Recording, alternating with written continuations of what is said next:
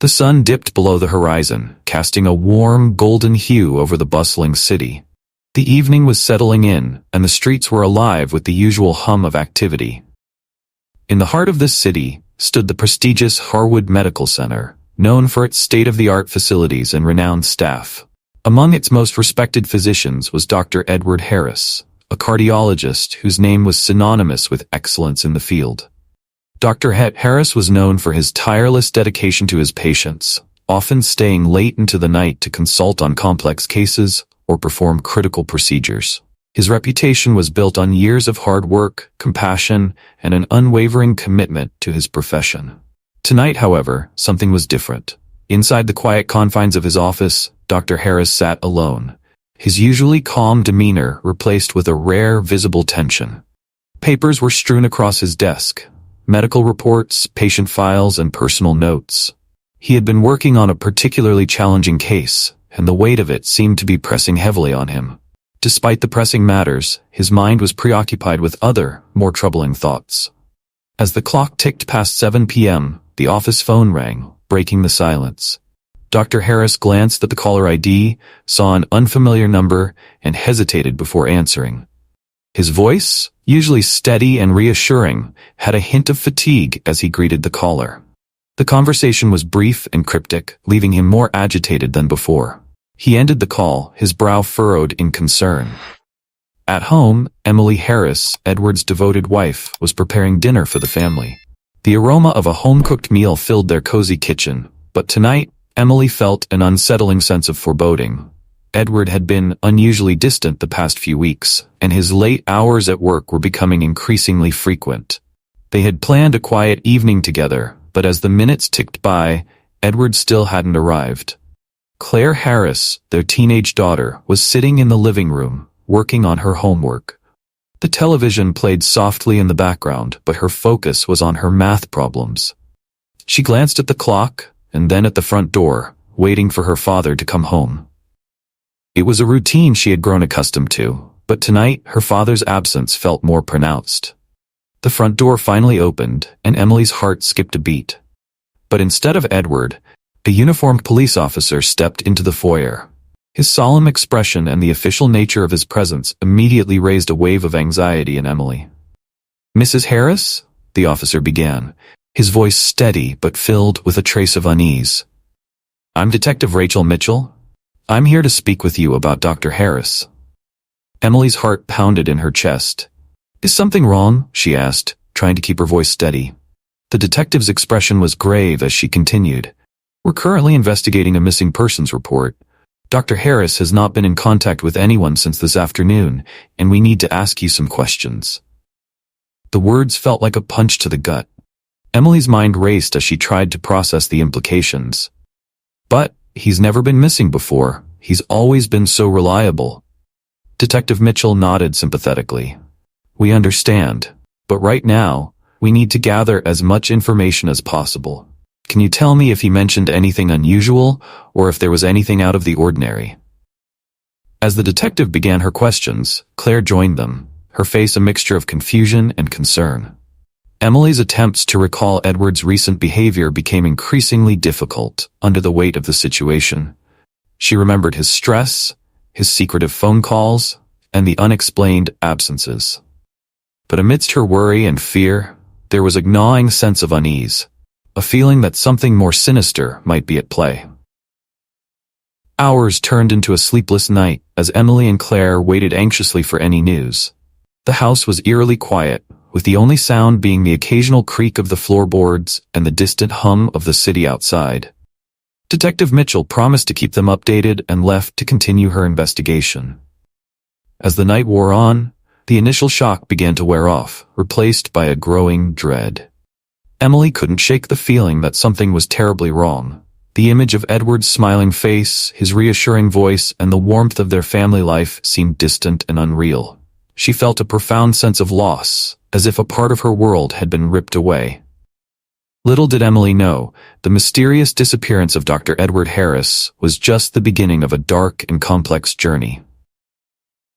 As the days unfolded, secrets buried beneath the surface would come to light, revealing a hidden life that would shake the foundations of everything she thought she knew about her husband.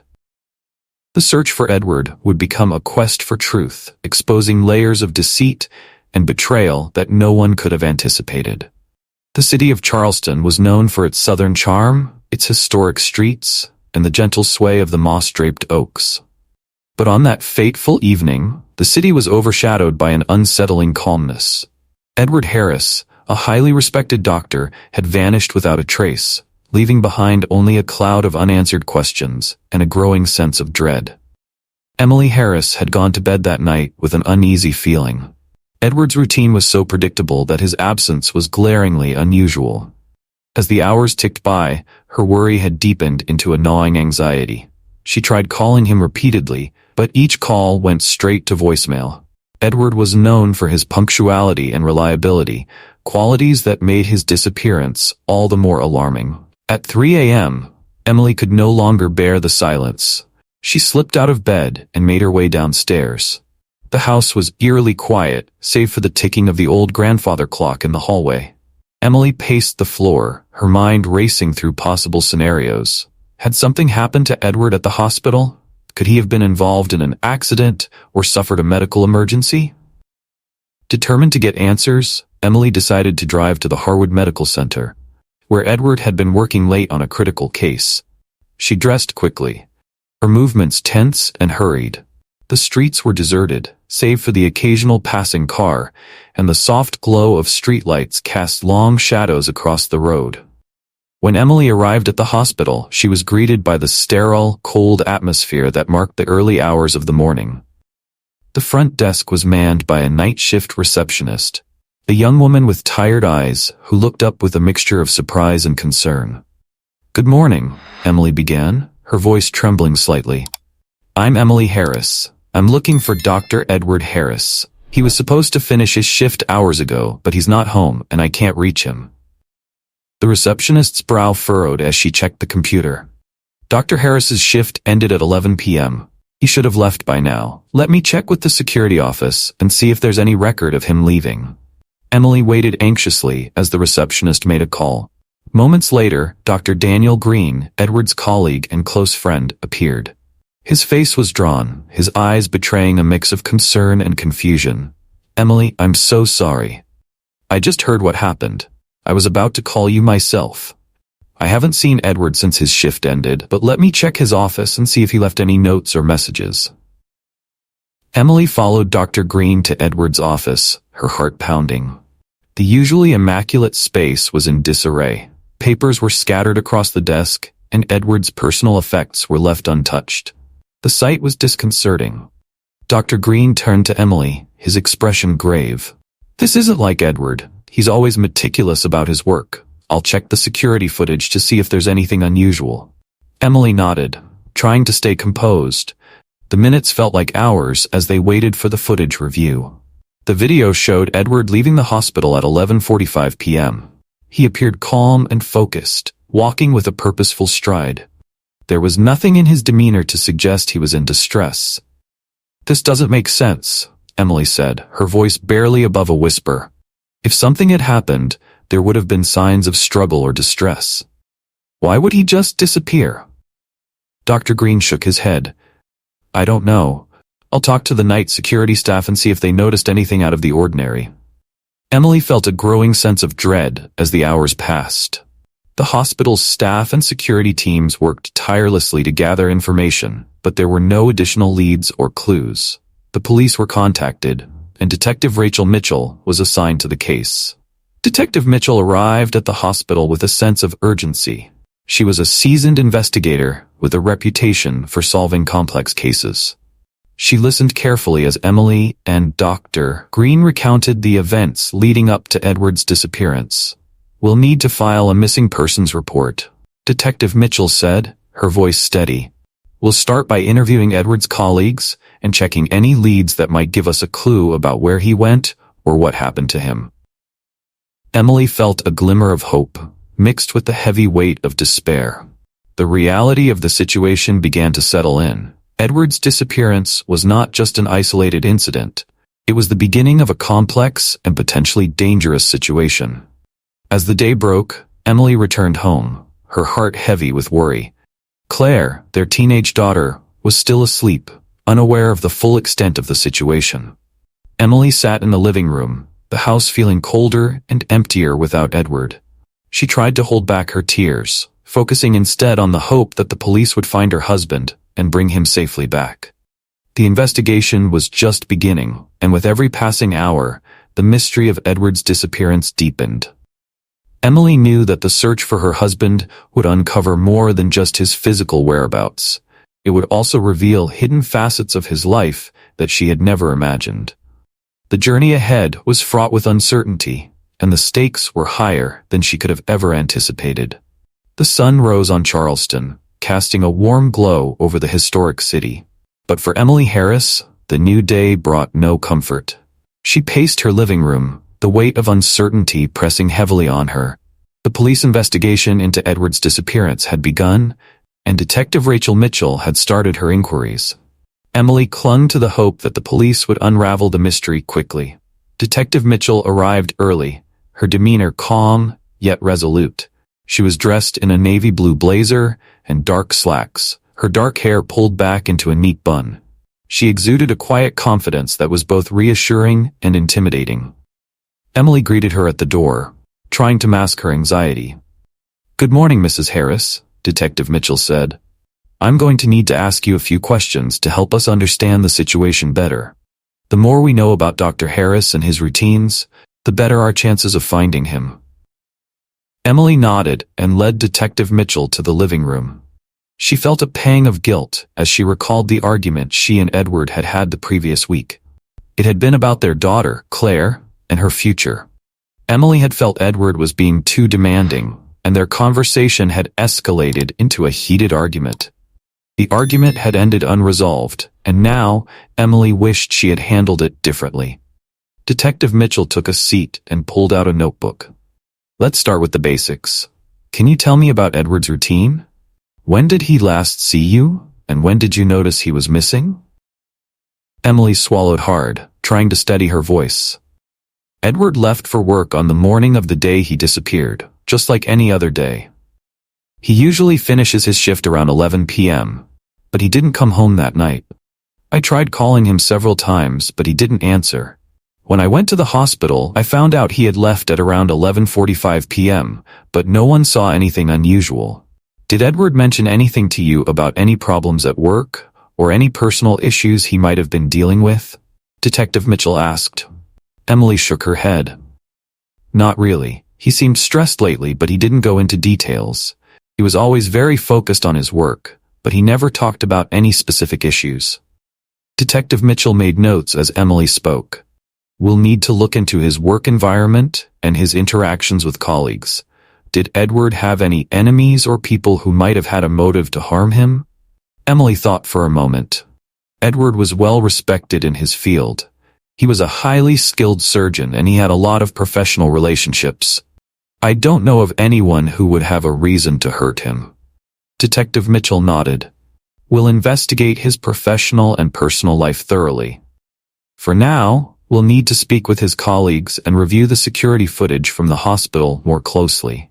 We'll also be examining his personal belongings and any communications he might have had recently." As Detective Mitchell conducted her interviews and investigations, Emily found herself increasingly isolated. The house felt emptier without Edward's presence, and every room seemed to echo with memories. She tried to stay strong for Claire, who was starting to sense that something was terribly wrong.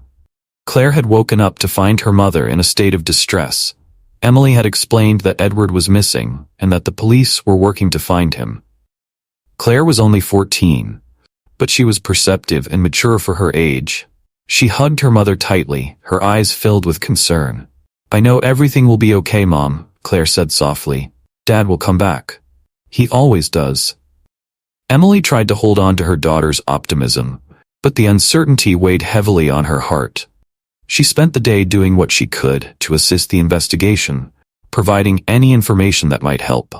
The detectives continued their work, questioning Edward's colleagues and friends, sifting through his emails, and examining his phone records.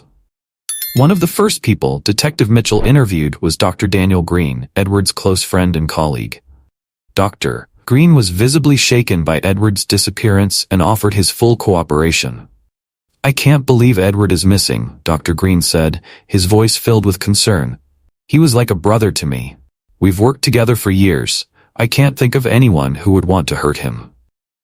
Detective Mitchell listened carefully, asking detailed questions about Edward's recent work and any potential conflicts he might have had.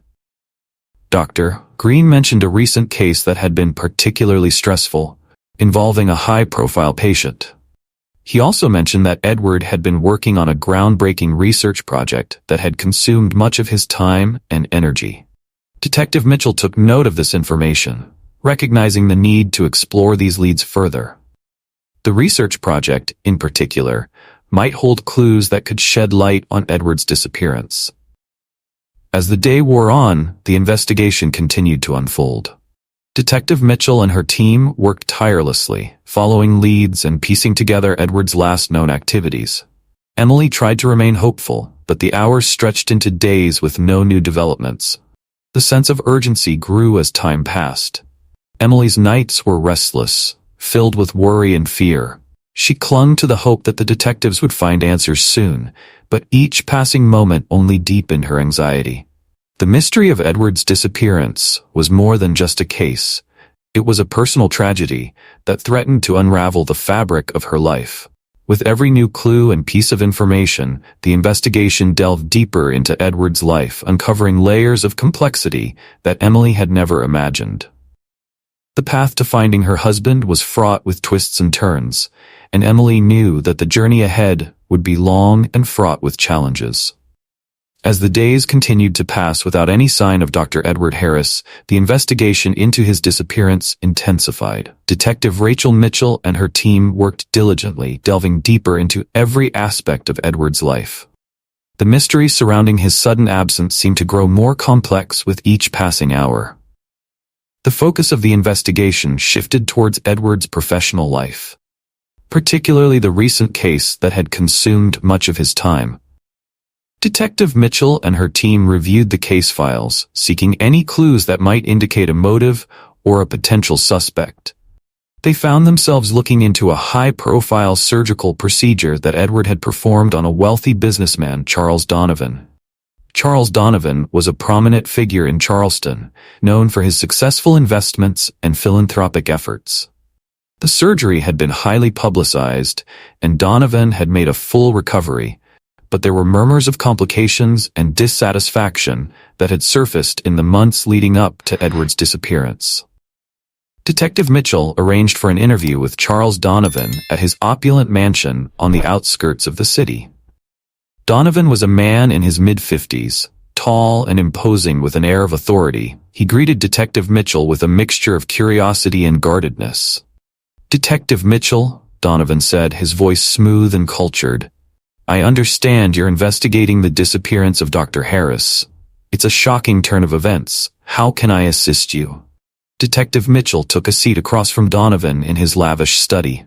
"Mr. Donovan, we're looking into all aspects of Dr. Harris's life, including his recent cases. Your surgery was one of his last high-profile procedures before he disappeared. I'd like to ask you a few questions about it." Donovan's expression remained inscrutable as he nodded. "Of course. I'm more than happy to assist in any way I can. What do you need to know?" Mitchell began by asking Donovan about his experience with Dr. Harris. Donovan described the surgery as a success, though he mentioned some minor complications during his recovery. "Dr. Harris was professional and skilled," Donovan said. "There were no significant issues. I have nothing but respect for him." Detective Mitchell probed further, inquiring about Donovan's interactions with Edward and any potential disputes or disagreements. Donovan's responses were carefully measured, but he did admit that he had been in contact with Edward regarding a follow-up consultation. "We discussed some routine post-surgery concerns, but nothing out of the ordinary." Mitchell also learned that Donovan had made several substantial donations to medical research institutions in Charleston, including the hospital where Edward worked. "I believe in giving back to the community," Donovan explained. "My investments in medical research are meant to advance healthcare and support those who are making a difference. With Donovan's interview complete, Detective Mitchell turned her attention to Edward's research project. The groundbreaking study that Edward had been working on was aimed at improving surgical techniques and patient outcomes.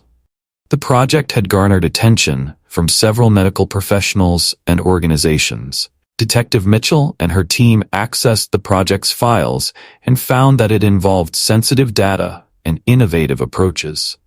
There were discussions about patents and intellectual property that could have significant financial implications. The project's complexity suggested that it might have attracted interest from various parties, both within and outside the medical field. To gain more insight into Edward's research, Detective Mitchell arranged meetings with some of his colleagues who had been involved in the project. Dr. Laura Thompson, a fellow surgeon, and Dr. Mark Reynolds, a researcher who had collaborated with Edward, provided valuable information. Dr. Thompson described Edward as a dedicated and brilliant surgeon. He was deeply committed to his work and had a vision for advancing medical science, she said. His research was groundbreaking, and he was passionate about the potential impact it could have. Dr. Reynolds shared similar sentiments, emphasizing Edward's drive and ambition. Edward was a visionary. He had a knack for pushing the boundaries of what was possible in surgery, Reynolds said. But with such groundbreaking work, there's always pressure and competition. There were discussions about patents and intellectual property that could be highly valuable. Detective Mitchell began to piece together the puzzle of Edward's life, recognizing that the research project might hold crucial clues. The competition and financial stakes involved in the project could have created conflicts or rivalries that might have led to Edward's disappearance. As the investigation progressed, Detective Mitchell received a tip from an anonymous source. The source claimed to have information about a possible affair involving Dr. Harris. The tip suggested that Edward had been involved in a secret relationship with a woman named Isabella Martinez, who worked as a nurse at the hospital. Detective Mitchell followed up on the lead and located Isabella Martinez. Isabella was a striking woman in her early 30s with long dark hair and an air of sophistication. She was initially hesitant to speak with the detective, but eventually agreed to meet. During their conversation, Isabella revealed that she and Edward had indeed been involved in a romantic relationship. "We had a connection that went beyond just professional," Isabella admitted. "But it was complicated. Edward was married, and there were issues with our relationship. We tried to keep it discreet." Isabella's revelation added a new layer of complexity to the investigation. Detective Mitchell questioned her about the nature of their relationship and whether it could have led to any conflicts or issues. Isabella expressed regret and sadness over the situation, but insisted that their relationship had ended amicably before Edward's disappearance. As the investigation continued, Detective Mitchell found herself navigating a web of relationships, professional rivalries, and personal secrets. The clues were scattered, and the truth seemed elusive. With each piece of information uncovered, the mystery surrounding Edward's disappearance grew more intricate. Emily Harris, meanwhile, struggled to cope with the mounting tension and uncertainty. The days without Edward felt like an eternity, and she clung to the hope that the investigation would yield answers soon. Her interactions with the police and the media were fraught with emotion, and she struggled to maintain her composure for the sake of her family. The search for Edward Harris became a race against time. Detective Mitchell and her team worked tirelessly to follow every lead, hoping that the answers would soon come to light. As the investigation delved deeper into Edward's life, it became clear that the case was far more complex than anyone had initially anticipated. The search for Dr. Edward Harris had become a relentless pursuit of the truth, with Detective Rachel Mitchell and her team navigating through layers of deception and intrigue. As the investigation continued, new revelations emerged, casting a spotlight on Edward's hidden life and the secrets he had kept from everyone around him. One evening, Detective Mitchell received a call from a confidential informant who claimed to have information about Edward's private life. The source, who wished to remain anonymous, mentioned a mysterious location where Edward had been seen frequently. The tip led Mitchell to an abandoned warehouse on the outskirts of Charleston, a place that seemed out of character for a respected doctor. Accompanied by her team, Mitchell arrived at the warehouse, its dilapidated exterior shrouded in shadows. The building had been unused for years, its windows boarded up and its doors rusted. The team entered cautiously, their flashlights cutting through the darkness. Inside, the warehouse was filled with old machinery and forgotten equipment. But amidst the clutter, they discovered something unexpected, a small, well-maintained office area. The office was furnished with a desk, a few chairs, and a filing cabinet. On the desk were several personal items: a leather briefcase, a stack of documents, and a framed photograph of Edward with a woman who was unfamiliar to Mitchell. The woman in the photograph was striking, with dark hair and an elegant demeanor. The sight of her piqued Mitchell's curiosity. The documents in the briefcase included correspondence and financial records, all pointing to substantial transactions and investments. The papers also revealed a series of letters between Edward and a mysterious entity identified only as the Syndicate. The letters discussed high-stakes deals and financial arrangements that seemed far removed from Edward's professional life. Detective Mitchell was puzzled by the discovery. The contents of the briefcase suggested that Edward had been involved in covert activities that extended beyond his medical practice. The correspondence with the Syndicate hinted at an underworld of influence and power, and the financial records indicated that Edward had been funneling significant amounts of money into unknown accounts. As Mitchell reviewed the documents, she noticed a recurring name in the correspondence: Lucas Moreau. The name was familiar. Lucas Moreau was a local businessman with a reputation for being involved in various shady dealings. Mitchell decided to follow up on this lead and arrange an interview with Moreau. Lucas Moreau was a suave, charismatic man in his early 40s, known for his high-profile business ventures and his somewhat dubious connections. When Detective Mitchell met him at his upscale office, Moreau greeted her with a confident smile. "Detective Mitchell, it's a pleasure to meet you," Moreau said, extending a hand. "I understand you're investigating Dr. Harris's disappearance. How can I be of assistance?" Mitchell took a seat across from Moreau, her expression serious. "Mr. Moreau, we've discovered evidence that Dr. Harris was involved in financial transactions with you and your associates. I'd like to ask you about your relationship with him." Moreau's demeanor remained calm, but there was a glint of curiosity in his eyes. Dr. Harris was a respected doctor, no doubt. We did have some business dealings, but nothing that should raise any concerns. Mitchell pressed further, questioning Moreau about the nature of their transactions and any potential conflicts. Moreau maintained that their dealings were purely professional and related to investment opportunities. Dr. Harris was a client, and I facilitated some investments for him. That's all there was to it. Mitchell was unconvinced by Moreau's explanation. The documents indicated that Edward's transactions were not only substantial, but also involved a secretive network of individuals. The more she dug into Moreau's background, the more she uncovered about his connections to organized crime and illegal activities. As Mitchell continued her investigation, she decided to revisit the warehouse and examine the office area more thoroughly. She discovered a hidden compartment in the filing cabinet containing additional documents and photographs. The photographs showed Edward with several individuals in compromising situations, suggesting that he had been involved in activities that were far from ethical. One photograph stood out, a picture of Edward with Isabella Martinez, the nurse with whom he had been romantically involved. The image was taken in a lavish setting, and the context seemed to suggest a more intimate connection than what had been previously revealed. Mitchell realized that Isabella might have more information about Edward's secret life. She decided to contact her again for further questioning. Isabella was visibly distressed when she learned about the new developments in the investigation. "I had no idea Edward was involved in anything like this," Isabella said, tears welling up in her eyes. "He kept his professional life separate from me, and I trusted him. I never suspected he was mixed up in anything dangerous." Isabella revealed that Edward had been unusually secretive about his financial dealings and had made several unexplained trips in the months leading up to his disappearance. She mentioned that Edward had often spoken of a looming threat and expressed concern for his safety, but he never provided details. Mitchell began to piece together the connections between Edward's professional life, his secretive financial dealings, and his relationship with Isabella.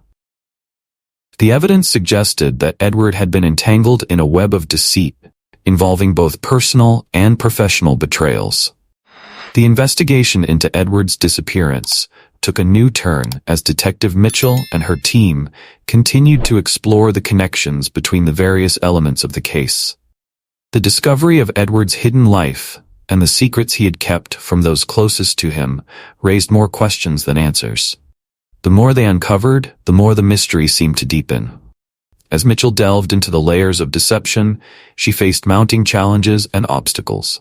The investigation into Edward Harris's life had become a complex puzzle, with each piece revealing new dimensions of the truth. The search for answers continued, driven by the hope of uncovering the full extent of Edward's secrets and ultimately finding out what had happened to him. Detective Rachel Mitchell stood by the window of her office, staring out at the city skyline. The neon lights of Charleston flickered below, but her mind was preoccupied with the tangled web of secrets she had uncovered in the investigation of Dr. Edward Harris's disappearance. The case had become a labyrinth of deceit, and every new piece of evidence seemed to lead to another mystery. The breakthrough came one afternoon when Mitchell received a call from a financial investigator named Aaron Blake. Blake had been analyzing the financial records found in Edward Harris's abandoned warehouse and had made some startling discoveries. "Detective Mitchell, I think you'll want to see this," Blake said over the phone. "The transactions Edward was involved in are connected to several offshore accounts. There's a pattern to the payments that suggests he was part of a larger scheme." Mitchell arranged to meet Blake at his office. When she arrived, Blake was already poring over a stack of documents and a computer screen filled with spreadsheets and graphs. "I've tracked the flow of money," Blake explained, pointing to a chart on the screen. Edward Harris's transactions led to a series of offshore accounts linked to various shell companies. These companies have been involved in laundering money and financing illicit activities. Mitchell reviewed the information with growing concern. The money trail led to several high-profile individuals and organizations, including some with connections to organized crime. The implications were disturbing. Edward Harris had been more than just a doctor with a hidden life. He had been entangled in a criminal network that operated on a global scale. Blake handed Mitchell a file containing details about the shell companies and their connections.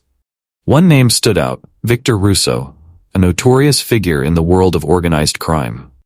Russo had a reputation for being involved in various illegal enterprises, from drug trafficking to arms dealing. His name had appeared in several of Edward's transactions, raising questions about the nature of their relationship. "Russo is a key player in this network," Blake said. "If Edward was connected to him, it could mean he was involved in something far more dangerous than we initially thought." Mitchell decided to investigate Russo's connections further. She arranged for a surveillance team to monitor his known locations and activities. Meanwhile, she continued to question individuals who might have known more about Edward's hidden life. Her next lead came from Isabella Martinez, who had recently provided additional information. She had discovered a series of cryptic messages on Edward's phone, which suggested he had been communicating with someone named the Broker. The messages indicated that Edward was involved in a deal that was crucial to the criminal network. Isabella explained that Edward had often mentioned the Broker in their conversations, though he never elaborated on who this person was or what their role entailed.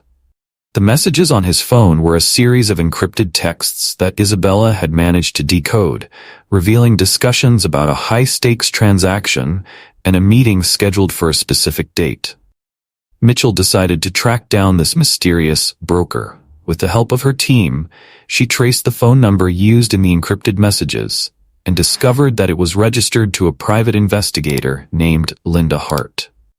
Linda had a reputation for operating on the fringes of legality, often working with clients who preferred to remain anonymous. Mitchell arranged to meet Hart at a discreet location. Hart was a middle-aged woman with a sharp, calculating demeanor. She wore a dark suit and had an air of professionalism that belied the shadowy world she inhabited. "Detective Mitchell, I've heard a lot about you," Hart said, her voice steady. "What can I do for you?" Mitchell explained her investigation and asked about her connection to Edward Harris. Hart was initially hesitant, but eventually admitted that she had been hired by the broker to oversee several transactions involving Edward. The details she provided painted a picture of a covert operation involving large sums of money and illegal goods.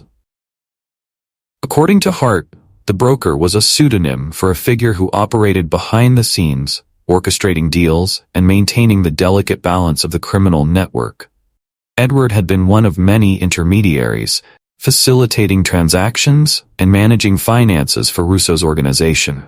As Mitchell pieced together the information, she realized that Edward's disappearance was not just a case of a double life gone wrong, but a deliberate move within a larger scheme. The investigation now had to account for the possibility that Edward might have been taken out as part of a power struggle or as a way to eliminate a liability. Mitchell returned to the evidence gathered from the warehouse and the offshore accounts, looking for any additional clues that might reveal Edward's fate. She discovered that the timing of the transactions coincided with the date of his disappearance, suggesting that his involvement in the criminal network had reached a critical point. In a dramatic turn of events, Mitchell received an anonymous tip about a potential witness who claimed to have seen something related to Edward's disappearance. The witness, a former employee of Russo's organization, agreed to meet with Mitchell in a secluded location. The witness revealed that Edward had been involved in a heated confrontation with Russo and his associates shortly before his disappearance. The confrontation had been about a large sum of money that had gone missing, and Edward had been accused of betrayal. The witness's account suggested that Edward might have been silenced to prevent him from revealing damaging information. Armed with this new information, Mitchell intensified the search for Edward. The investigation had unveiled a web of deceit and betrayal, with connections to organized crime and shadowy figures. As she delved deeper into the case, Mitchell faced mounting pressure to solve the mystery and uncover the truth about what had really happened to Dr. Edward Harris. The chapter concluded with a sense of urgency and determination. Detective Rachel Mitchell knew that the answers she sought were buried within the complex layers of the criminal network. The search for Dr. Harris had become a race against time, with each new revelation bringing her closer to the heart of a dangerous conspiracy. Detective Rachel Mitchell sat in her office, surrounded by a sea of documents and evidence. The once neat stacks of papers had grown chaotic as the investigation into Dr. Edward Harris's disappearance had unraveled a web of deception and danger. She took a deep breath, trying to calm the storm of thoughts swirling in her mind. The anonymous tip she had received about the witness had led her to a critical breakthrough. The witness had confirmed that Edward Harris had been involved in a confrontation with Victor Russo and his associates over a missing sum of money.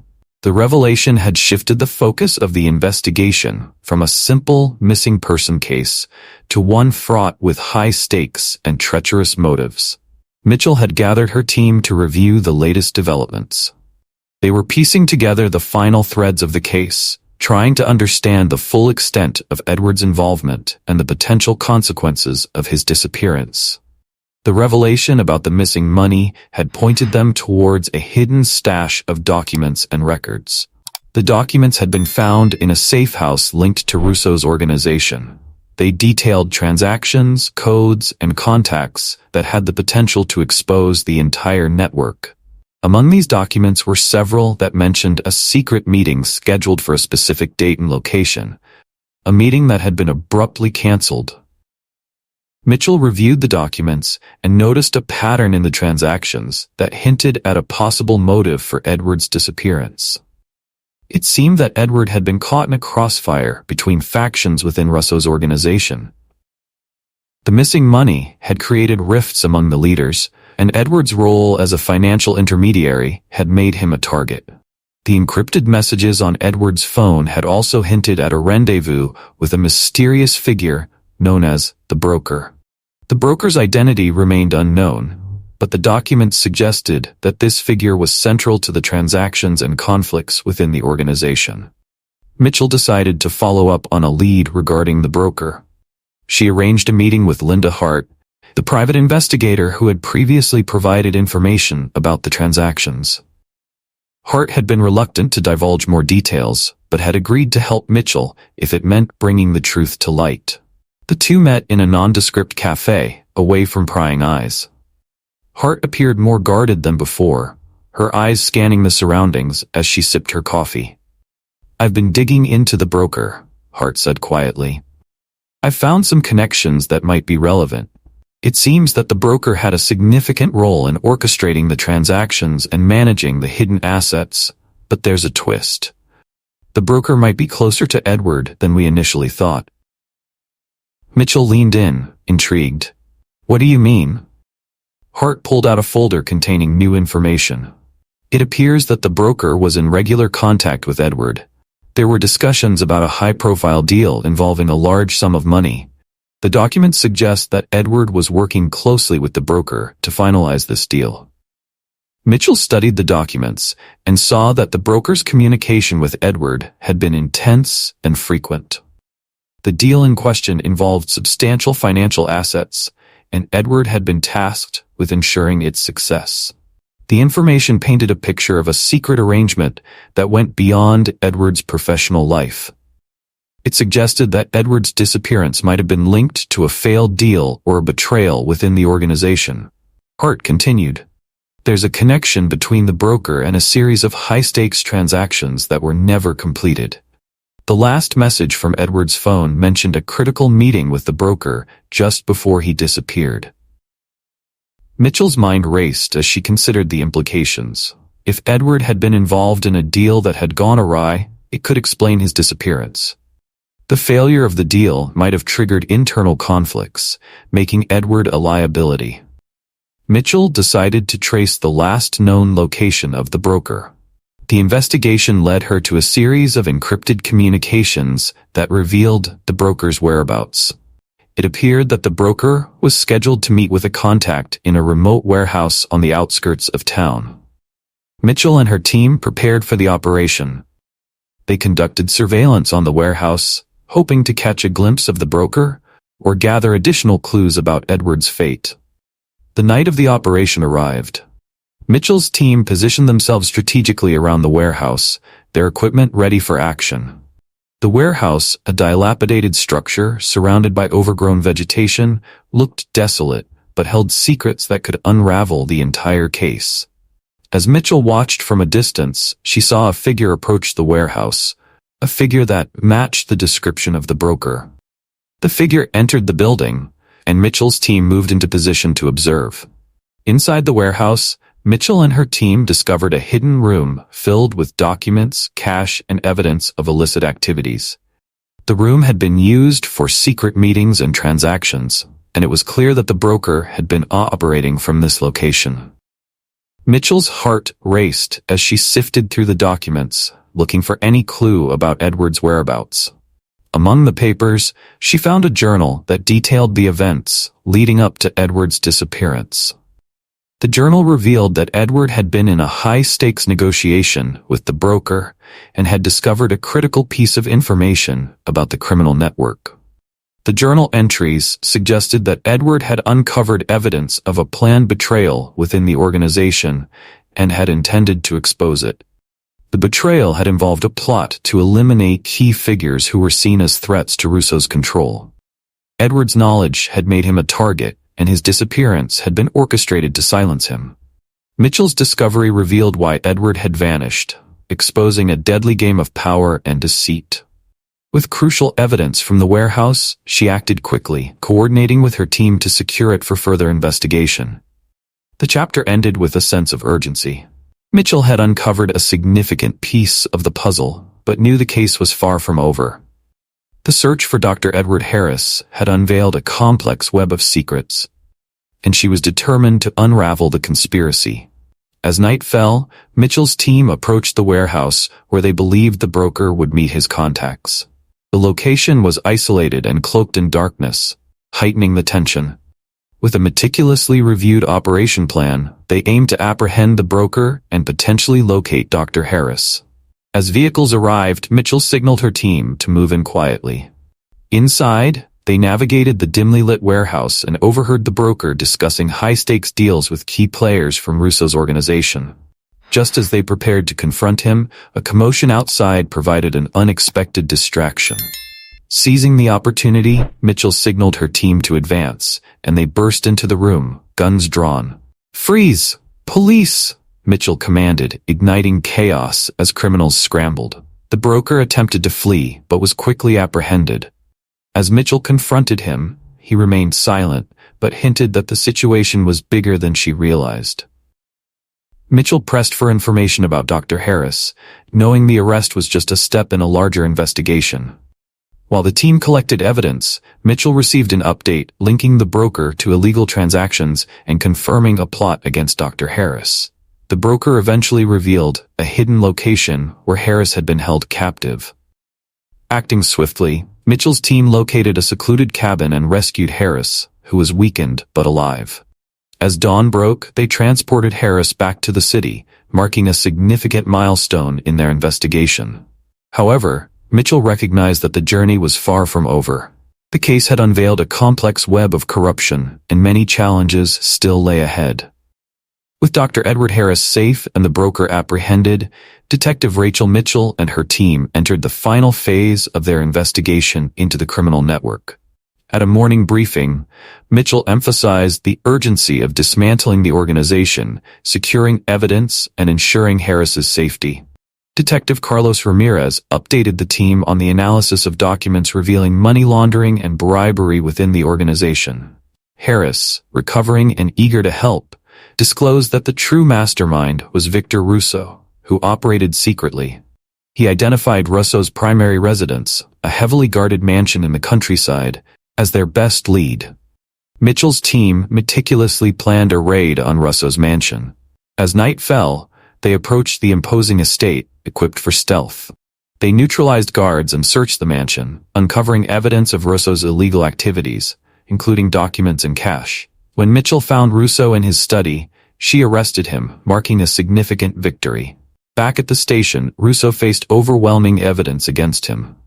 As the investigation wrapped up, Mitchell reflected on the emotional toll and complexity of the case.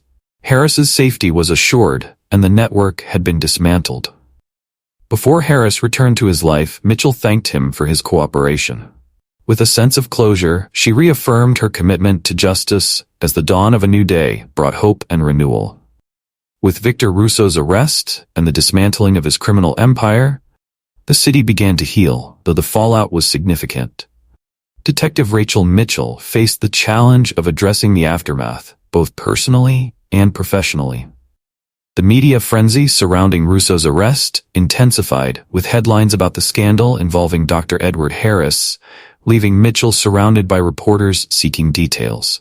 During a debriefing with her superior, Captain Lawrence, he commended her work but stressed the need to manage public expectations and scrutiny.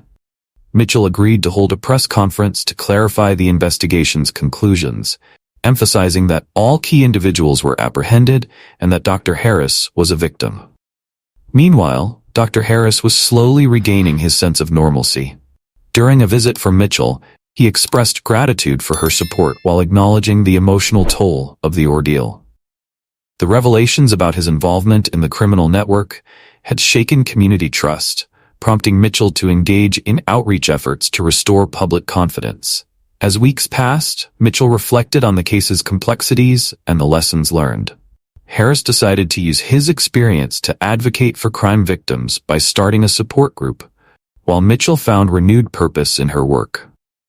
One evening, an unexpected call from Susan Davis, a former employee of Russo's organization, revealed new evidence suggesting that Russo was manipulated by powerful individuals. Davis provided documents indicating that Harris was also involved in a larger scheme, coerced into compliance under threats against his family. Confronted with this information, Harris admitted he had been forced into cooperation. This revelation prompted Mitchell to investigate the shadowy group behind the network, coordinating with federal agencies to expose the broader conspiracy. As the trials began, the city grappled with the implications of the scandal, and Harris worked to rebuild his life, choosing to help others affected by similar circumstances. Mitchell, inspired by her experiences, decided to write a book about the investigation to educate and inspire others.